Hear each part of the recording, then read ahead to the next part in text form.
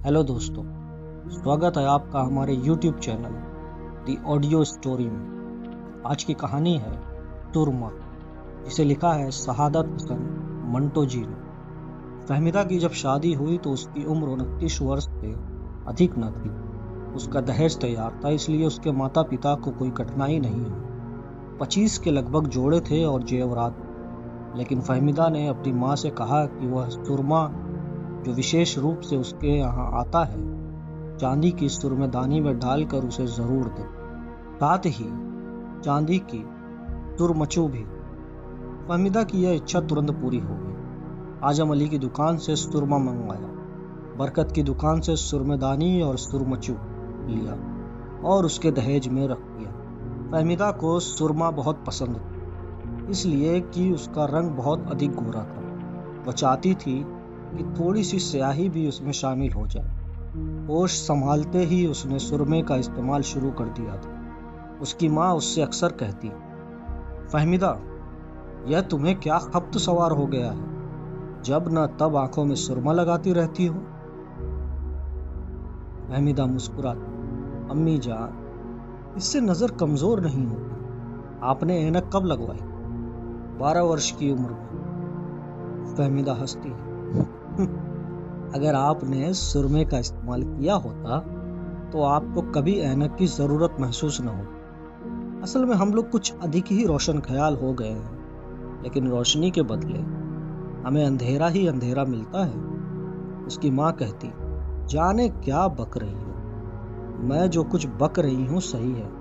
आजकल लड़कियां नकली भव्य लगाती हैं, काली पेंसिल से खुदा जाने अपने चेहरे पर क्या कुछ करती हैं, लेकिन नतीजा क्या निकलता है? चुड़ैल बन जाती है। उसकी माँ की समझ में कुछ भी ना आया।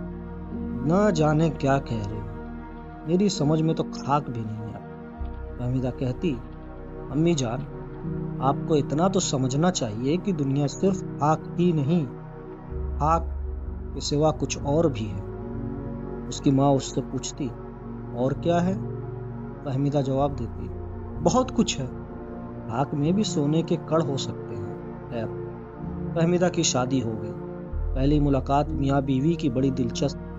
जब फहमीदा के खाविंद ने उससे बात की तो उसने देखा उसकी आंखों में स्याही तैर रही। उसके खाविंद ने पूछा, तुम इतना सुरमा क्यों लगाती हो?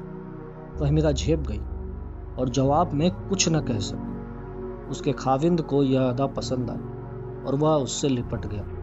लेकिन फहमीदा की सुरमा लगी आंखों से टप टप काले आंसू बहने लगे। उसके खाविंद बहुत परेशान हो गए। तुम रो क्यों रही हो? फहमीदा खामोश रही। उसके खाविंद ने एक बार फिर पूछा, क्या बात है? आखिर रोने की वजह क्या है? मैंने तुम्हें कोई दुख पहुंचाया? जी नहीं। फिर रोने की क्या वजह हो सकती है? कोई भी नहीं। उसके खाविंद ने हौले हौले उसके गाल पर थपकी दी और कहा, जाने मन, जो बात है मुझे बता दो। अगर मैंने कोई ज्यादती की है तो उसकी माफी चाहता हूँ। देखो, तुम इस घर की मलका हो, मैं तुम्हारा गुलाम हूँ, लेकिन यह रोना धोना अच्छा नहीं लगता। मैं चाहता हूँ कि तुम सदा हंसती रहो। फहमीदा रोती रही। के खाविंद ने उससे एक बार फिर पूछा, आखिर इस रोने की वजह क्या है? फहमीदा ने जवाब दिया, कोई वजह नहीं है, आप पानी का एक गिलास ला दीजिए मुझे। उसका खाविंद फौरन पानी का एक गिलास ले आया। फहमीदा ने अपनी आंखों में लगा हुआ सुरमा धोया, तौलिए से अच्छी तरह साफ किया। आंसू स्वयं सूख गए। इसके बाद वह अपने पति से बातचीत करने लगी।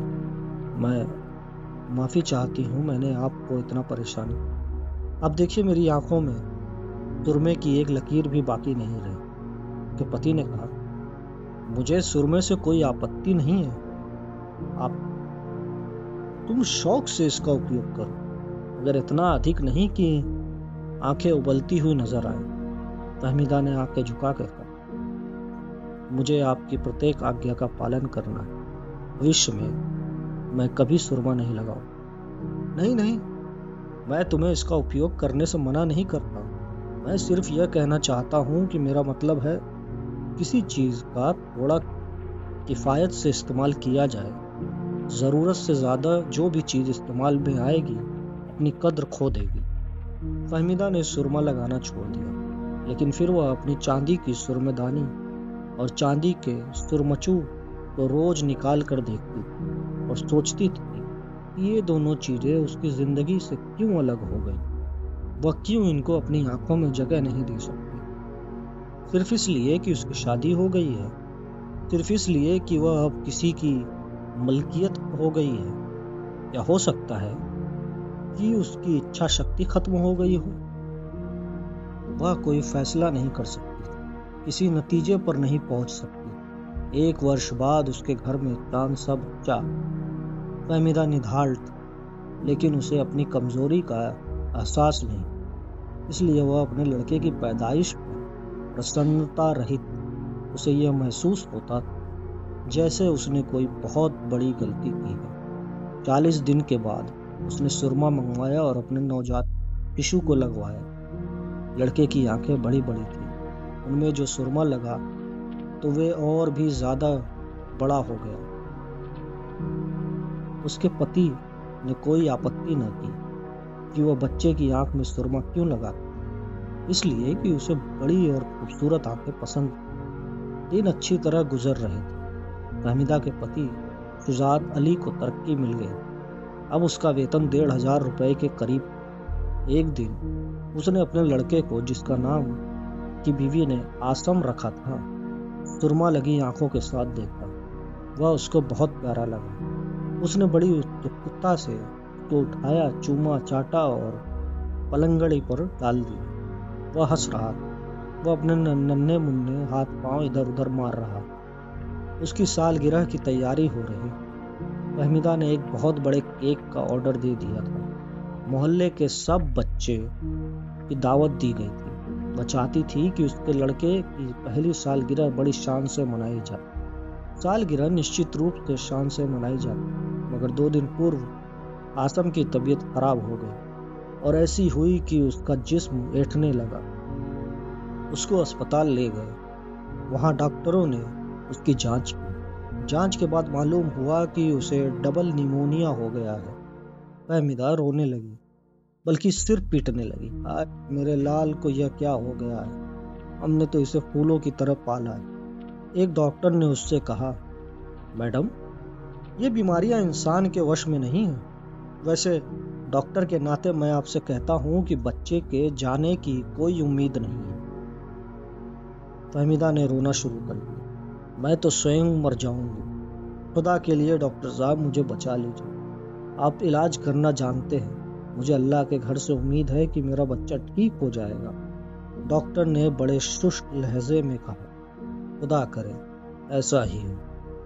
आप इतने नाउमीद क्यों हैं? मैं नाउमीद नहीं, लेकिन मैं अपनी झूठी तसल्ली नहीं देना चाहता। झूठी तसल्लियां आप मुझको क्यों देंगे? मुझे यकीन है कि मेरा बच्चा जिंदा रहेगा।